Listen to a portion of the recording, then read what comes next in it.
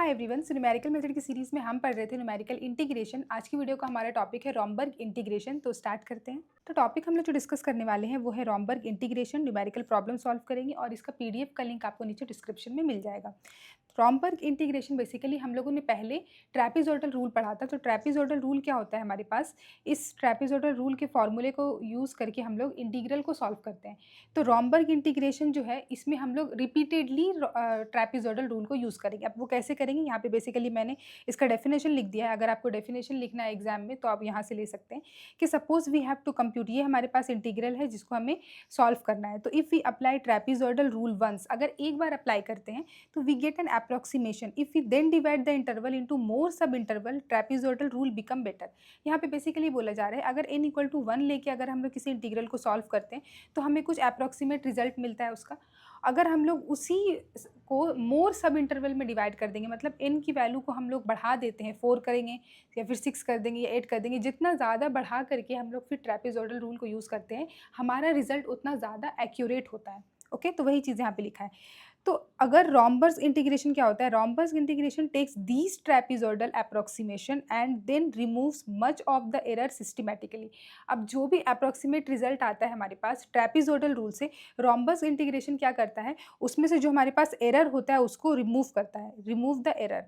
तो बेसिकली रॉम्बर्ग का मतलब क्या हुआ, रिपीटेडली ट्रैपेजॉइडल रूल को यूज़ करना प्लस एरर कैंसिलेशन, इसको बोलते हैं हम लोग रॉम्बर्ग। ठीक है, तो ये बेसिकली एक स्मॉल डेफिनेशन हो गया। हम लोग बात करते हैं। तो यहाँ पे जो चीज़ मैंने लिखा है, तो ये वाली चीज़, ये जो इतना है, ये चीज़ हम लोगों ने ये ऑलरेडी ट्रैपेजॉइडल रूल में पढ़ लिया था। ये सेम चीज़ को मैंने यहाँ पे रिपीट करके लिखा है। तो क्या है कि अगर एक इंटरवल है, मतलब n इक्वल टू 1 है, सब इंटरवल इक्वल टू 1, n का वैल्यू 1 है, तो मतलब x0 से x1 या फिर x1 से x2 हो सकता है। तो x0 से x1 लिया है हमने इंटरवल n इक्वल टू 1 के लिए। तो f ऑफ x dx, इसका मतलब क्या है, n की वैल्यू 1 है, यानी कि h यानी कि स्टेप लेंथ क्या होगा, upper limit minus lower limit होता है। तो x1 minus x0 by n की वैल्यू, n यहाँ पे 1 है तो 1, तो x1 माइनस x0 आएगा स्टेप लेंथ। तो ट्रैपेजॉइडल रूल यूज़ करते हैं तो क्या होता है, h/2 होता है हमारे पास फॉर्मूला। तो h क्या है हमारे पास, ये है, h लिख दिए, डिवाइडेड बाई 2 लिख दिए, और क्या है y0 प्लस y1, क्योंकि टेबल जो हमारे पास बनता था वहाँ पे, अब यहाँ पे सिर्फ 2 ही पॉइंट है, 2 पॉइंट है, तो 2 ही पॉइंट, दोनों पॉइंट को, ये फर्स्ट पॉइंट और ये लास्ट पॉइंट, दोनों को ऐड कर देंगे।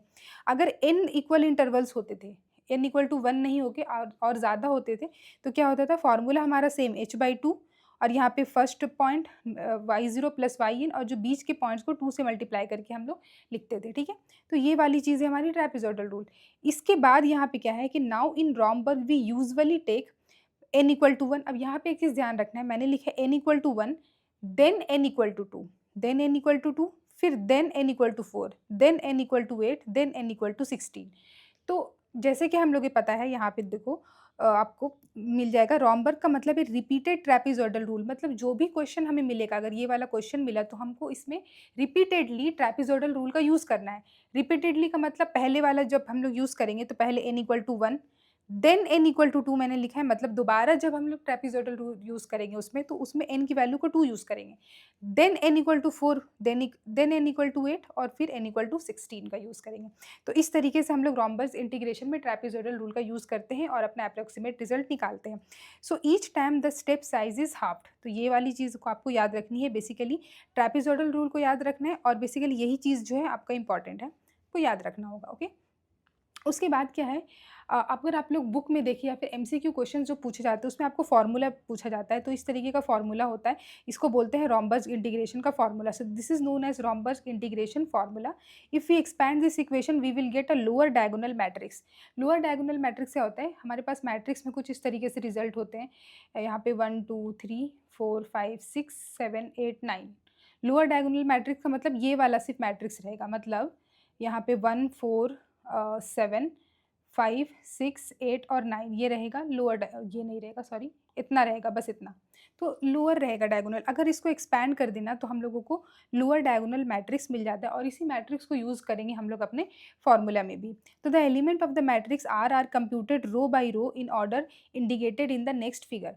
तो सबसे पहले क्या करना है, हमें ट्रेपेज़ोइडल रूल तो निकालना ही है, फिर हमें रोम्बर्ग लगाने के लिए एरर कैंसलेशन भी करना पड़ता है। तो मतलब हमें कुछ वैल्यूज़ को कैलकुलेट करना होगा और वो जो हमारे पास उसको यूज़ करेंगे। तो इस फ़ॉर्मूला को यूज़ करते हैं, रोम्बर्ग इंटीग्रेशन के फ़ॉर्मूला को, और इससे हमें क्या मिलता है, एक लोअर डायगोनल मैट्रिक्स मिलता है। वो अभी हम लोग आगे क्वेश्चन सॉल्व करेंगे तो देखेंगे। तो इस तरीके का मैट्रिक्स बनेगा बेसिकली। यहाँ पर हम देख पा रहे हैं कि R00, R10, 20, 30 इस तरीके से। अब यहाँ पे मैंने 00 से स्टार्ट किया है। किसी-किसी बुक में जो होता है ना, ये वाली पार्ट नहीं होती, वो डायरेक्ट क इस तरीके से इतना लिखा हुआ रहता है। मतलब वो कुछ जगह पे R11 से ही स्टार्ट होता है। मैं 0 से स्टार्ट कर रही हूँ, आप लोग अपना देख लेना, ठीक है? तो R00 फिर R1, तो ये लोअर डायगोनल मैट्रिक्स बना इस तरीके से। तो ये जो फर्स्ट कॉलम है बेसिकली, ये कॉलम होता है हमारा, इसको हम लोग बोलते हैं, इसी को कंप्यूट करते हैं हम लोग ट्रेपेज़ोइडल रूल से। तो element in the first column, ये वाला column basically represent trapezoidal rule at h/2, h/4, h/8, h/16। यहाँ पे h/, का मतलब क्या है, h/1। तो बेसिकली यही चीज़ है। यहाँ पे क्या है, h के नीचे जो है ये क्या है हमारे पास, 2, 4, 8, 16 इस तरीके से। तो ये 1, 2, 4, 8, 16, तो इस तरीके से क्या हो रहा होगा, ये कंप्यूट होगा एक-एक करके। तो सबसे पहले हम लोग को क्या निकालना है, फर्स्ट कॉलम निकालना होगा, ओके? और वो भी डिपेंड करता है कि आप कितना बड़ा जो है अपना लोअर डायगोनल मैट्रिक्स बना रहे हैं।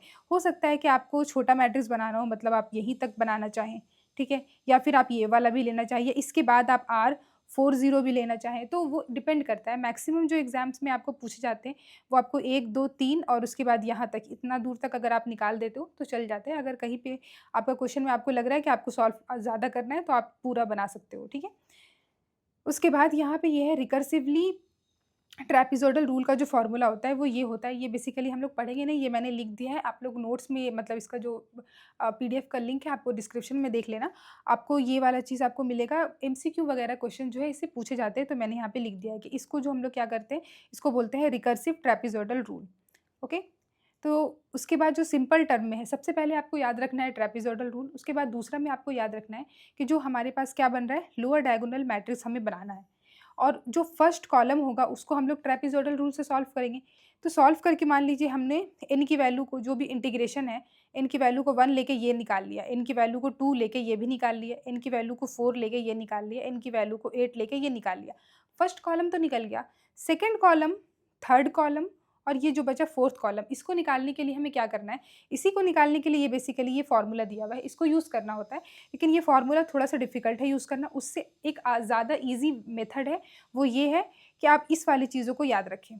तो सेकंड कॉलम निकालने के लिए आपको याद रखना पड़ेगा 4b माइनस ए, और ए और बी यहाँ पे जो है हमारे पास पिछले कॉलम का वैल्यू रहेगा। तो 4b माइनस ए बाई 3 कर देंगे तो हमारा सेकंड कॉलम निकल जाएगा। इसी तरीके से थर्ड कॉलम निकालने के लिए आपको देखना होगा 16b minus 15, 16b minus A by 15, 64b। Fourth column निकालने के लिए 64b माइनस ए बाई 63, और फिफ्थ कॉलम निकालने के लिए 256b माइनस ए बाई 255। अब ये वाली चीज़ को हम लोग अपना न्यूमेरिकल प्रॉब्लम में यूज़ करेंगे। तो एक क्वेश्चन है हमारे पास कि compute Romberg estimate up to R22 for this. अब R22 के लिए बोला है। अब यहाँ पे हम देख पा रहे हैं R22 मतलब हमें बोला है कि आपको जो बनाना है टेबल, वो यहाँ तक बनेगा। ये हमारा R22। अब यहाँ पे क्वेश्चन में आपको बोल दिया है, अगर आपको नहीं बोला जाता तो आप यहाँ तक R22 तक बना सकते थे और R33 तक भी बना सकते थे। अब अगर आप R11 तक बनाना चाहें, मतलब बस इतना सा, तो मतलब मैं ऐसा नहीं कहूँगी कि ये गलत है। आप 2 बार ट्रेपेज़ोइडल रूल निकाल के ये वैल्यू निकाल के और फिर ये निकाल के आप आंसर बता सकते हैं।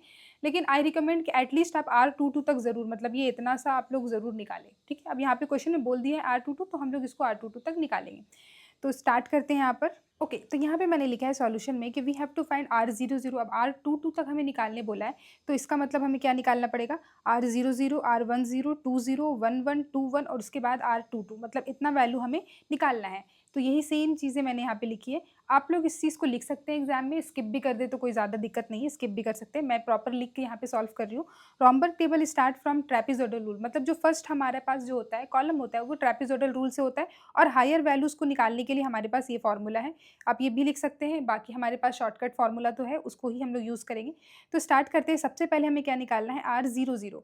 तो यहाँ पे लिखती हूँ मैं। तो यहाँ पे मैंने लिखा है कि फर्स्ट ट्रेपेज़ोइडल वैल्यू यानी कि R00 को हम लोग बोल सकते हैं T1। T1 का मतलब क्या हुआ, ट्रेपेज़ोइडल ऑफ 1। बेसिकली मैं इसको बोलना चाह रही हूँ कि ट्रेपेज़ोइडल रूल यानी कि R00 निकाल रहे हैं। तो सबसे पहले जब निकालते हैं तो नंबर ऑफ इंटरवल के लेते हैं हम लोग n = 1। तो 1 ले लिया। इसका मतलब यहाँ पे जो होगा h की वैल्यू क्या हो जाएगी, b माइनस ए यानी कि 1 - 0 डिवाइडेड बाई n। यहाँ पे क्या है हमारे पास जो इंटीग्रल है वो है 0 से 1, 1/1 प्लस एक्स है, तो यहाँ पे इसीलिए 1 minus 0/x by divided by 1, तो ये हो जाएगा हमारे पास 1 बेसिकली। तो हमारे पास क्या है, एफ ऑफ एक्स की वैल्यू क्या है, 1/1 प्लस एक्स है। ओके, तो इसे हमें पता है, हमें टेबल बनाना होता है ट्रेपेजोइडल रूल में, तो टेबल बनाती हूँ मैं। सो गाइस यहाँ पे मैंने टेबल बना दिया है। एक्स का वैल्यू हमारे पास 0 से 1, क्योंकि यहाँ यही वाला चीज़ था 0 से लेके 1 तक, और नंबर इंटरवल भी हमने 1 लिया है, तो 1 से लेके 0 से 1, और फंक्शन का वैल्यू आ रहा है 0 पे 1 और 1 पे 0.5, ये वाला इस पर पुट करेंगे तो ये वैल्यू आ रहा है। उसके बाद हमें क्या करना है, हमें ट्रेपेजोइडल यानी कि T1 की जो वैल्यू है वो निकालनी है, तो वो क्या हो जाएगा, h/2 इसका इंटू होता है हमारे पास first term plus last term, first term है 1 प्लस लास्ट टर्म है 0.5, तो ये हो जाएगा 1/2 इंटू 1.5, तो इसका वैल्यू आएगा 0.75 ही आएगा बेसिकली। ओके, तो ये निकल गया हमारे पास T1 यानी कि R00 n=1 लेके हमारा निकल गया। उसके बाद क्या है, अब फर्स्ट ट्रेपेजोइडल वैल्यू आ गया अब R00, नेक्स्ट हमारा क्या है, R10 है सेकेंड ट्रेपेजोइडल वैल्यू, तो इसके लिए हम लोग क्या करेंगे, n की वैल्यू को हम लोग इस बार 2 लेंगे, तो यहाँ पे मैं इसको थोड़ा छोटा करके आगे बढ़ती हूँ। सो गाइस यहाँ पे मैंने लिखा है कि सेकेंड ट्रेपेजोइडल वैल्यू यानी कि R10 यानी कि इसको T2 मैंने लिखा है, सेकेंड ट्रेपेजोइडल वैल्यू को n=2 लेंगे, तो h की वैल्यू हमारे पास क्या हो जाएगी बेसिकली 1 माइनस 0 डिवाइडेड बाई यहाँ पे 2, यानी कि ये आ जाएगा 0.5, और फंक्शन की वैल्यू है हमारे पास ये f(x=1/1 प्लस एक्स), तो जो टेबल हम लोग यहाँ पे बना लेते हैं। सो गाइस यहाँ पे मैंने टेबल बना लिया, और टेबल वाला पार्ट मैं वीडियो में स्किप कर दूंगी, क्योंकि आप लोगों को अभी तक का ट्रेपेजोइडल रूल का जो है पता है कि किस तरीके से टेबल बनाते हैं और सॉल्व करते हैं। n=2 पे हमारा ये टेबल बना, 0.5 से हमारा लिमिट इंक्रीज कर रहा था, तो अब यहाँ पे जो T2 की वैल्यू आ जाएगी, तो इसलिए T2 यानी कि ये होगा हमारे पास h/2 इंटू, ये हमारे पास क्या होता है, ये y0 है, ये y1 है, ये y2 है, तो y0 इन दोनों को ऐड करेंगे और बीच वाले को 2 से मल्टीप्लाई करना होता है, तो हो जाएगा ये 1 प्लस 0.5 प्लस 2 इंटू 0.667। ओके, और h की वैल्यू है हमारे पास यहाँ इस बार है, h की वैल्यू 0.5 है, तो 0.5 पुट करेंगे और सबका कैलकुलेट करते हैं। सो गाइस कैलकुलेट करने के बाद जो मेरा रिजल्ट आ रहा है वो आ रहा है ये, तो रॉम्बर्ग इंटीग्रेशन में T1 निकल गया, T2 निकल गया, अब हमें क्या करना है, T3 निकालना है, क्योंकि वो हमारे पास सारे जो है फर्स्ट कॉलम में ही जाएंगे, तो फर्स्ट कॉलम के लिए दो फर्स्ट वैल्यू, सेकंड वैल्यू, और जो नीचे का वैल्यू है यानी कि थर्ड वाला वो निकाल लेते हैं। तो यहाँ पे मैंने लिखा है थर्ड ट्रेपेजोइडल रूल यानी कि R20, यहाँ पे था हमने R00, R10, R20 अब हमें निकालना है, तो R20 निकालने के लिए यानी कि ये हो जाएगा बेसिकली हमारा T3, तो n= यहाँ पे हमारे पास क्या होगा, 4 होगा।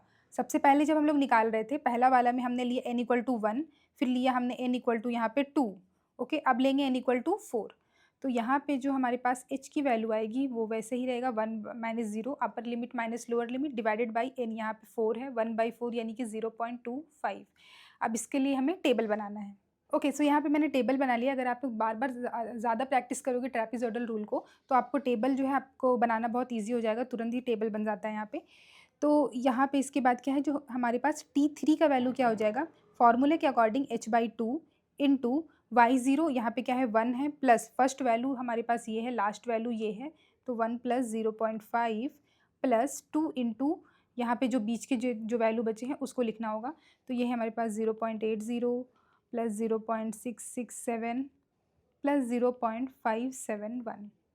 ओके, अब क्या करना है, h के जगह पे हमें 0.25 को पुट करना है ये, और यहाँ पे अपना आंसर लिखना है।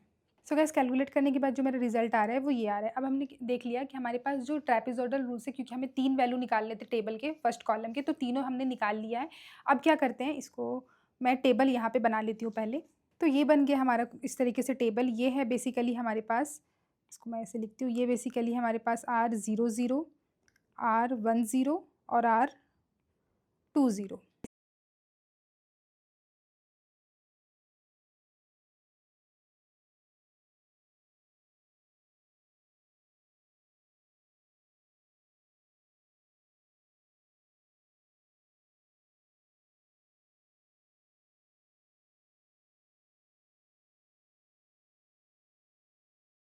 ओके, तो ये तो हमारे पास हो गया, मैंने यहाँ पे टेबल बनाया हुआ है। इस वैल्यू को और इस वैल्यू को, 3 वैल्यू को निकालना है। हमने R20 निकाल लिया, ये R20 था। यहाँ के वैल्यू हमारे पास जो है, ये हम देख पा रहे हैं, ये तो निकल गया R11 और R21। ये दोनों हमारे पास क्या है, सेकंड का कॉलम है, R11 और R21। देख सकते हैं हम लोग यहाँ पे अपना टेबल, एक बार मैं फिर से दिखाती हूँ।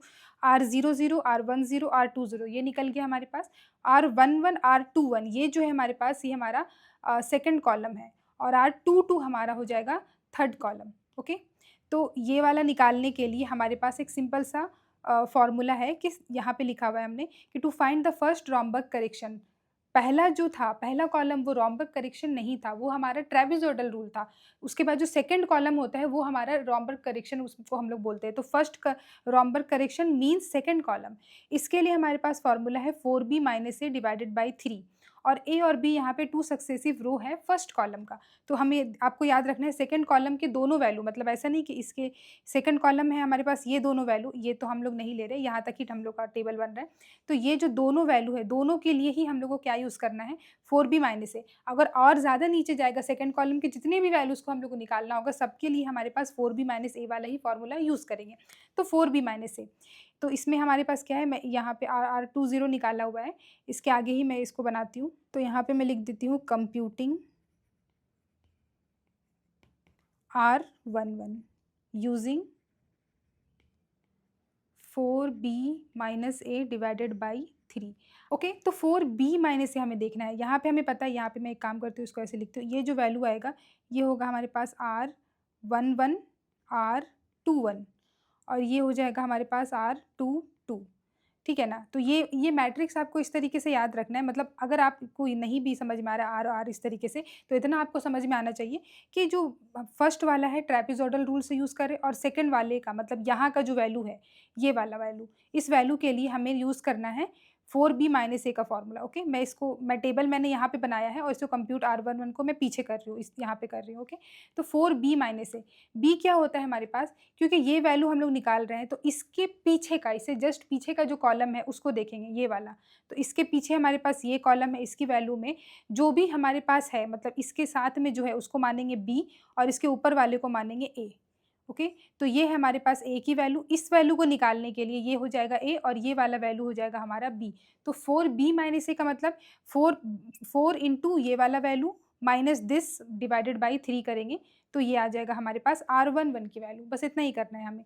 तो इसको लिखते हैं इक्वल टू 4 इंटू बी की वैल्यू है हमारे पास, हम देख पा रहे हैं ये वाला 0.708335, और ए की वैल्यू हो जाएगी 0.75। तो यहाँ पे लिखते हैं, तो यहाँ पे मैंने लिख दिया है 4b माइनस ए, और इसको कैलकुलेट करेंगे तो ये जो वैल्यू आ रहा है इसका, ये आ रहा है 0.694444, इस तरीके से।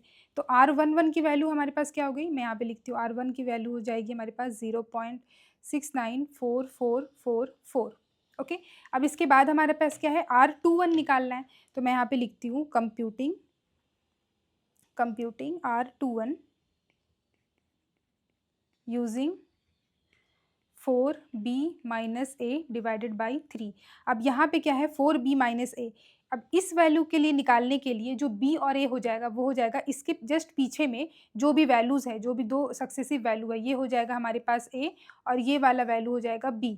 तो 4b यानी कि 4 इंटू दिस माइनस a यानी कि ये इस वाले के लिए ये बन जाएगा a, और ये बन जाएगा b। आई होप आप लोग को समझ में आ रहा होगा। ओके, तो इस बार क्या है, 4b यानी कि 4 इंटू 0.6970 माइनस ए यानी कि 0.708335 डिवाइडेड बाई 3। अब इसको कैलकुलेट करेंगे तो ये वैल्यू आएगा, तो ये जो वैल्यू आ रहा है मेरे पास कैलकुलेटर में, वो आ रहा है 0.693221। तो यहाँ पे भी लिख देती हूँ, R21 की जो वैल्यू आ रही है वो है 0.693221। ओके, अब जैसे हमारे पास ये सेकंड कॉलम निकल गया है, अब बचा हमारे पास लास्ट वाला यानी कि R22 निकालने के लिए। अब थर्ड कॉलम यानी कि R22 निकालने, ये हमारा थर्ड कॉलम है। तो थर्ड कॉलम निकालने के लिए हमारे पास अब दूसरा फॉर्मूला है। मैं पीछे जाके आपको फॉर्मूला दिखाती हूँ कि फॉर थर्ड कॉलम, जो हमारे पास थर्ड कॉलम है, इसको निकालने के लिए हमारे पास फॉर्मूला है 16b minus A divided by 15। ये है, इस वाले को यूज़ करके हम लोग अपना थर्ड कॉलम निकालेंगे। अब थर्ड कॉलम में हमारे पास बेसिकली एक ही वैल्यू निकालना है, तो एक बार पुट करेंगे। थर्ड कॉलम में अगर हमारे पास और भी वैल्यूज़ रहते निकालने के लिए, अगर बड़ा टेबल बनता, तो हर बार हम लोग थर्ड कॉलम के लिए इसी को यूज़ करते, 16b माइनस ए बाई 15। तो इसको यहाँ पे मैं लिखती हूँ, ये हो गया कंप्यूट R22, R21 हो गया, R22 निकालना है, तो computing R22 using 16b minus a divided by 15 equal to, अब यहाँ पे क्या है 16 इंटू b की वैल्यू यहाँ पे क्या हो जाएगी सेम, इस वाले वैल्यू को निकालना है, तो इससे पीछे वाले को देखना है, तो इससे पीछे क्या है, ये दोनों है, ये वाला और ये वाला, तो इस वैल्यू के लिए ये बन जाएगा a और ये बन जाएगा b, तो 16b मतलब इसको मल्टीप्लाई करेंगे 16 से इस वाले वैल्यू को और माइनस a कर देंगे और डिवाइडेड बाई 15, तो 16 यानी कि 0.693221 माइनस 0.69444, तो इसको यहाँ पे लिखते हैं। सो गाइस यहाँ पे मैंने अपना लिख लिया है, इसके बाद इसको कैलकुलेट करने के बाद जो मेरे पास आंसर आ रहा है वो आ रहा है 0.693140। ओके, तो हमें क्वेश्चन में बोला गया था कि कंप्यूट करना है इस वाले इंटीग्रल को रॉम्बर्ग इंटीग्रेशन से R22 तक, तो जो था हम लोगों ने वो कर लिया है, तो R22 तक हमने ये वाला आंसर निकाल दिया, तो ये जो वैल्यू है 0.69, यहाँ पे मैं टेबल में भी लिख देती हूँ कि ये जो वैल्यू आया है R22 की वो आई है 0.693140। तो जो आंसर होता है ना हमारे पास रॉम्बर्ग इंटीग्रेशन में, यहाँ पे बेसिकली आपको जो लास्ट वाला वैल्यू बचेगा उसी को हम लोग आंसर बोलेंगे। अगर मान लेते हैं हम लोग टेबल में एक और वैल्यू बढ़ा देते R00, R10, R20, यहाँ पे R30 भी आता, तो इधर यहाँ पे और यहाँ पर एक और वैल्यू आता, लास्ट में जो एक वैल्यू बचता है ना उसी को आंसर बोल देते हैं। तो यहाँ पे इस टेबल के अकॉर्डिंग R22 हमारा क्या हो जाएगा, आंसर हो जाएगा। अब यहाँ पे अगर आप लोग ध्यान से देखें तो हमें समझ में आ रहा है कि सबसे पहले तो हमारे पास था, हमने n=1 यूज़ किया ट्रेपेजोइडल रूल में, तो 0.75 आंसर हमारा आ रहा है, लेकिन अप्रोक्सीमेट यानी कि एक्यूरेट रिजल्ट से काफ़ी मतलब एरर ज़्यादा है। उसके बाद जब हमने 2 यूज़ किया तो थोड़ा हमारा जो है एक्यूरेट रिजल्ट के क्लोज आ रहा है, फिर 0.69 ये आ गया, ठीक है, n=4 यूज़ किया। तो अब क्या है, हमें उसमें एरर कैंसिलेशन करना है, उसी को बोलते हैं रॉम्बर्ग इंटीग्रेशन। तो उसके लिए जब हमने R11 निकाला तो 0.6944 आया, फिर 0.69321 आया, उसके बाद लास्ट में आ रहा है 0.69310। जितना भी आगे टेबल बनाते जाओगे क्या होगा, हमारे पास जो रॉम्बर्ग इंटीग्रेशन में एरर कैंसिल होते चला जाएगा, और जो हमारे पास ट्रेपेजोइडल रूल से मतलब यहाँ से जो आंसर रिजल्ट निकल करके आएगा वो हमारा वो उसके चांसेस से ज़्यादा एक्यूरेट होने के होते हैं। तो ये हो जाएगा हमारे पास इसका आंसर। तो यहाँ पे मैं लिख देती हूँ, so the final answer is integration 0 से 1 था, 1 मिनट में फिर से 0 से 1, 1/1 + x², ये ओके, तो 1/1 + x था, x dx, इसका आंसर आ रहा है 0.693140, ये आ रहा है मेरा आंसर। आप लोग भी अपना आंसर से इसको मैच कर लेना। ओके, बस क्या रखना है आपको, फॉर्मूला याद रखना है, और ये याद रखना है कि n की वैल्यू 1, फिर 2, फिर 4, फिर 8 इस तरीके से लेना है। ओके, सो गाइज़ अगर आप लोग को वीडियो अच्छा लगा हो तो प्लीज़ आप लोग मुझे यहाँ पे याद से फॉलो भी कर लेना। तो गाइज़ अगर वीडियो अच्छा लगा हो तो प्लीज़ वीडियो को लाइक करना, और अगर अभी तक चैनल को सब्सक्राइब नहीं किया तो प्लीज़ चैनल को भी सब्सक्राइब कर देना। Thank you so much guys for watching this video.